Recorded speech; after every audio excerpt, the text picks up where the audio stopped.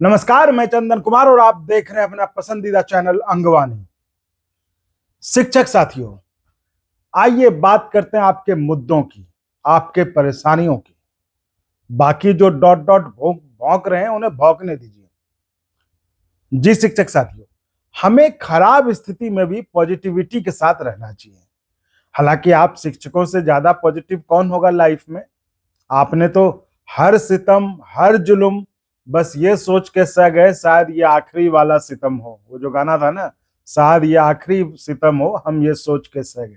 और इसी धैर्य के साथ आपने कर्तव्य पथ पर चलते हुए अपने 10 महीने बिता दिए। ये 10 महीने इसलिए कह रहा हूं कि पिछले 10 महीने में जो भी हुआ आपके साथ, अब ये तो नहीं कह सकता कि जो भी हुआ अच्छा हुआ, लेकिन ये जरूर कह सकते हैं कि जो भी हुआ उसमें कुछ पॉजिटिव मैसेजेस भी निकले, जो पूरे राज्य में, पूरे देश में सरकार को गया, जिसका फायदा ही फायदा मिलना है पूरे देश को और समाज को भी। शिक्षक साथियों, कहने के मतलब आपने कष्ट से, परेशानियों का सामना किया, लेकिन इन सब के बावजूद आपके कारण जो है समाज और राज्य का, देश का भला हो गया। और यही कारण है कि शिक्षकों को पूरा देश दुनिया नमस्कार करता है, नमन, वंदन, अभिनंदन करता है। अब आप ये मत समझिएगा कि ये मैं आपको खुश करने के लिए बोल रहा हूं। देखिए, मैं जो भी बोलता हूं ना, वो सब अपने दिल से बोलता हूं, श्रद्धा भाव से बोलता हूं। ये नहीं कि मन में है कुछ और, मुंह से बोल रहे हैं कुछ और। ये मेरा सौभाग्य है कि मैंने पढ़ाई सरकारी स्कूलों में की, और आज जो कुछ भी लिखता बोलता हूं, ये सब उसी सरकारी स्कूल के शिक्षकों की मेरे ऊपर की गई मेहनत का परिणाम है। इसलिए आप शिक्षकों को एक बार नहीं, बार बार प्रणाम है। इसलिए तो कहता हूं कि शिक्षकों ने हमेशा राज्य और देश को दिशा दी है। तो लोग कमेंट करते हैं कि हम शिक्षकों को भरमाते हैं। भला हम क्यों भरमाएंगे, और क्या भरमाएंगे आप शिक्षकों को, बताइए। आप पूरे देश और दुनिया को ज्ञान देते हैं और हम आपको भरमाएंगे? हो ही नहीं सकता। आपको याद होगा ना, कुछ बेकार के लोग जिनको कोई काम धाम नहीं होता था, जो घर से भगा दिए जाते थे, वो स्कूल के सामने जो है दुकान पर, या कहीं के जो स्कूल के सामने गांव में पेड़ के नीचे चबूतरा बना होता था, वो उस पर बैठकर खाली गप्पे मारते थे और कमेंट मारते थे शिक्षकों पर। है भाई, लो मास्टरवा देखा अभी ये लोग ना, इस तरह से। तो याद करिए वो लोग कैसे थे। तो बस अभी भी जो आपको मास्टरवा कहते हैं ना, उसको वैसा ही समझ के इग्नोर मारते हुए आगे बढ़िए। आप तो सदियों से अपने कर्तव्य पथ पर धूप, आंधी, वर्षा में, यहाँ तक कि कभी कभी कुत्ते भौंक कर आपको डराने की कोशिश करते थे। रास्ते में आपको जंगली जानवर आ जाते थे। लेकिन जब आपने तब भी अपना कर्तव्य पथ नहीं छोड़ा, तब इनके मास्टरवा कहने से क्या होगा। कहने दीजिए, भौंकने दीजिए नहीं। आप जो कर रहे हैं करते रहिए।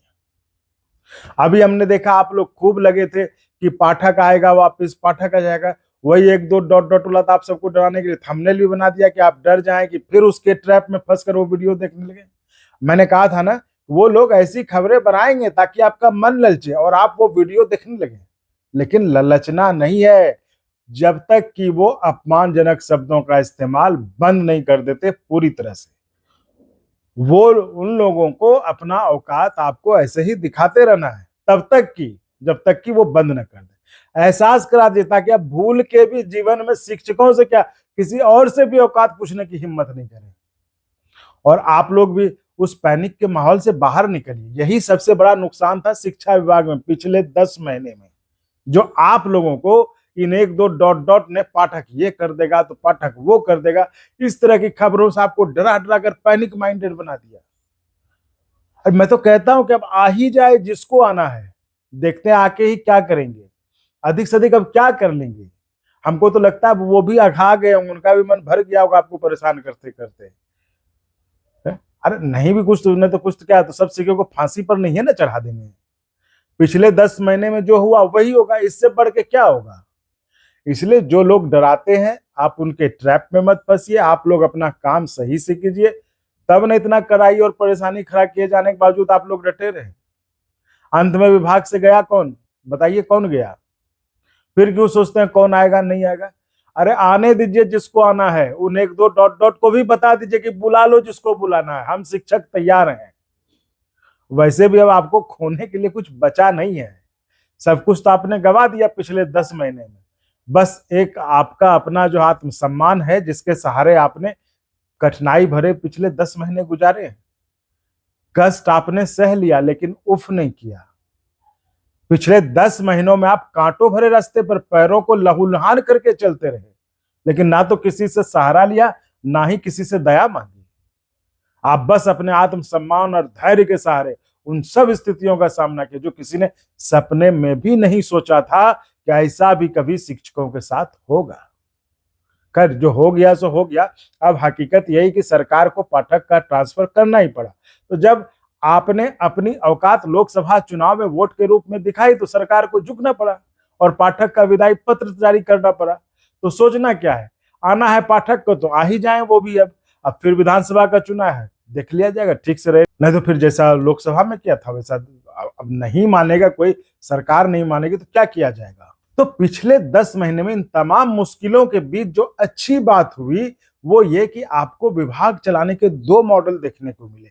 जी, 2 मॉडल है अब सबके सामने, जिसने जो सिर्फ शिक्षकों ने नहीं पूरे बिहार ने देखा। इस पर तो चर्चा ही होनी चाहिए ना कि ना विभाग चलने का कौन सा मॉडल सही है, और जो अच्छा है उस मॉडल को कंटिन्यू कर दीजिए, है कि नहीं बोलिए। तो एक मॉडल था पाठक का, जिसकी शुरुआती कुछ महीने छोड़कर बाकी के समय की तो आलोचना ही हुई हर तरफ। शुरुआत में खूब हुआ कि पाठक जी सुधार रहे हैं, लोगों को प्रशंसा भी मिली, शिक्षक भी खुश थे, लेकिन उसके बाद तो पता ही है आपको। तो शिक्षक से लेकर सत्ताधारी गठबंधन के नेताओं ने तक ने विरोध किया पाठक की कार्यशैली का। और एक ये जो मॉडल अभी चल रहा है शिक्षा विभाग के वर्तमान अपर मुख्य सचिव डॉक्टर सिद्धार्थ का, अंतर आप शिक्षक तो महसूस कर ही रहे होंगे, पूरा बिहार भी देख रहा है कैसे जब से डॉक्टर सिद्धार्थ आए हैं तब से बिना किसी किचकिच झिकझिक के शांतिपूर्ण माहौल में स्कूल चल रहा है।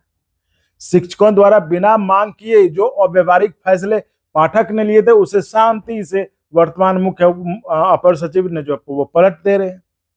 जब भीषण गर्मी थी तो गर्मी की छुट्टी भी दे दी गई, तो शिक्षकों ने भी सिद्धार्थ की प्रशंसा में वाहवाही नहीं रोकी। अगर हम गौर करें तो देखेंगे कि अधिकतर अव्यवहारिक फैसले जिनसे शिक्षकों को ज्यादा दिक्कत हो रही थी उन्हें सिद्धार्थ जो है दूर कर चुके हैं। तो और देखिए, अब सब कुछ शांतिपूर्ण माहौल में चलता रहा। तो ऐसा होता है लीडर, लाठी डंडे से नहीं बल्कि प्यार से अपने टीम को लीड करने वाला ही सक्सेसफुल लीडर बनता है। नहीं तो अगर पाठक टाइप से हाँकने की कोशिश करिएगा तो आपके जाने पर पटाखा फोड़े जाएंगे, जश्न मनाए जाते हैं, जो आपने देखा ही। तो अगर हम कुछ महत्वपूर्ण फैसलों की बात करें जिसके पलटने से शिक्षकों को बहुत राहत मिली है, वो है चेकिंग की, निरीक्षण की। अब वो झंझट ही खत्म हो गया रोज रोज सुबह चेक करने का। इनफैक्ट इस डॉक्टर सिद्धार्थ ने तो ये अच्छा ये किया कि शिक्षा विभाग से इंस्पेक्शन की जिम्मेदारी ही ले ली, हटा दी। वो जो 1-2 डॉट डॉट थे इसी की चिट्ठी दिखा के आपको डरा रहे थे ना, कब ये होगा अब वो होगा। अरे भाई, अच्छा हुआ, करा लो जिससे कराना हो जांच। जो समय पर आते हैं अपना काम सही रखते, उन्हें डरने की क्या जरूरत है, कोई जरूरत ही नहीं है। हम तो कहते हैं कि अच्छा हुआ शिक्षा विभाग को निरीक्षण से हटा दिया, नहीं तो ये लोग करते ही क्या थे, निरीक्षण के नाम पर रेट फिक्स था। याद है ही ना, पहले क्या होता था, सब चीज का रेट फिक्स था। इतने मिनट से इतने मिनट तक लेट आने का स्लैब वाइज रेट फिक्स था। एक खबर भी आई थी कि कैसे एक अफसर कुछ ही मिनट में मतलब बहुत 10-15 किलोमीटर घूम घूम के तुरंत जो इंस्पेक्शन कर लेता हर स्कूल का। वो तो भला हो उनके शर्ट का जो फोटो में वो पकड़ा गए, तो वो चुटकियों में जो 10-15 किलोमीटर तुरंत घूम जाते थे। कैसे करते थे ये सब? वो तो उनका 1-2 दिन का फोटो में जो शर्ट पकड़ा गया, नहीं तो आराम से वैसे निरीक्षण के नाम पर चलता रहता उनका। जबकि डॉट डॉट लोग आपको क्या बताता था कि सिद्धार्थ आप शिक्षकों को टाइट कर रहा है, शिक्षा विभाग के अफसरों को निरीक्षण से हटा के। असल हुआ क्या था ना कि निरीक्षण या फिर कोई भी छोटे से छोटे काम के लिए इन लोगों ने रेट फिक्स कर रखा था। एक छोटे से छोटे काम के लिए कलम चलाने के लिए रेट 500 रुपए फिक्स था। तो सबका सिस्टम बना हुआ था और उस सिस्टम को तोड़ दिया डॉक्टर सिद्धार्थ ने। अगर हम गलत बोल रहे हैं तो बताइए कमेंट में, था कि नहीं। अब होगा ही नहीं निरीक्षण, अब लेते रहो कि कलम तभी चलेगा जब गांधी जी आएंगे। और मैं तो शुरू से कहता रहा हूं, अधिकतम 95% शिक्षक तो अपना काम ड्यूटी ईमानदारी से करते हैं। उन्हें क्या फर्क पड़ेगा किससे निरीक्षण करा रहे हैं नहीं करा रहे हैं। जो समय से स्कूल आ और जा रहे हैं उन्हें कोई फर्क नहीं पड़ता किससे जांच करा रही है सरकार। सुना है वो 1-2 डॉट डॉट वाले भी है, मेरी वाली 95% अच्छी और 5% गलत वाली बात वो लोग भी कर रहे हैं। असर पड़ रहा है, अच्छी बात है। दूसरी की भीषण गर्मी में छुट्टी कर दी, नहीं तो लोग अभी भी कहते हैं कि अच्छा हुआ पाठक चला गया। नहीं तो अभी जो भीषण गर्मी पड़ी थी और उसके शुरुआती दौर में जो पूरे देश ने उस भीषण गर्मी में बिहार में सरकारी स्कूल खुले रखने का नतीजा देखा, कैसे बच्चे बड़े बड़े शिक्षक भी गर्मी में बीमार पड़ने लगे थे धड़ाधड़। जो खबरें आई और छपी अखबार उसके अनुसार तो कुछ बच्चे तो गर्मी में स्कूल आने जाने के कारण गाल में समा गए, लेकिन किसी का कलेजा नहीं पसा गया। जो वो एक दो डॉट जो मस्टरवा कहते हैं, वो उनसे कहिए ना कि वो जाके उन बच्चों और शिक्षकों घर जाकर पूछें, बताएंगे वो अच्छे से। तो पाठक गए छुट्टी पर, फिर आए सिद्धार्थ। इन्होंने गर्मी के मद्देनजर पूरी तरह से स्कूल बंद रखने का आदेश जारी किया।